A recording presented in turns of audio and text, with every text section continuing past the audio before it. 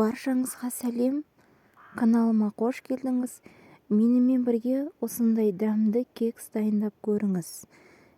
Көп затты қажет етпейтін және де тез әрі жылдам дайын болатын кекс жасап балапандарыңызды қуантыңыздар. Магазиннің кексінен ешқандай айырмашылығы жоқ. Жұп-жұмсақ, 5 минутта дайын болады. Бізге қажетті керек заттар: 1 жұмыртқа, 75 грамм шекер, 40 грамм сүт, 25 грамм сұйық май, 100 грамм ұн, 10 грамм қамыр қопсытқыш. Мен мейіз қостым арасына. Оны қоспаусаңыз да болады. Қамыр қопсытқыш болмаған жағдайда ас содасын пайдалансаңыз болады. Ең алдымен ыдысымызға жұмыртқамызды жарып, осылай араластыра отырып, үстінен шекерімізді саламыз. Шекеріміз ерігенше венчиктің көбегі арқылы араластырып отырамыз. Және де үстінен сұйық май құямыз.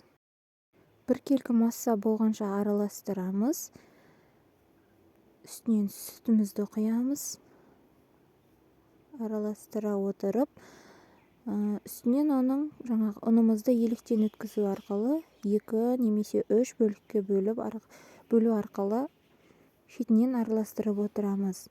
Бізде қатты қою емес, қатты сұйық емес, орташа массада тестамыз дайын болады. Міне осындай бізде тесто дайын болды. Үстінен начинкамызды саламыз.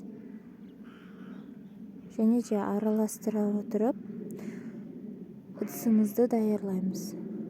Бізге енді сұйық май құйып аламыз бір ыдысқа. Және де осындай силиконды ыдыстар қажет болады.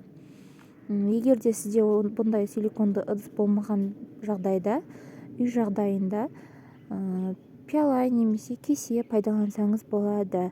Олардың да ішіне осындай сұйық май жағу арқылы ішіне саласыз.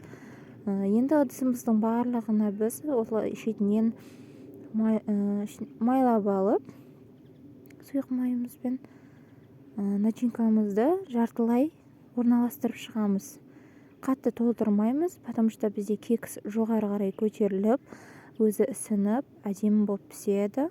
Ыдысымызға салып болғаннан кейін кексімізді қызып тұрған пеште 180-200 градуста пісіріп аламыз. Бізде осылай орналастырып шықтым мен.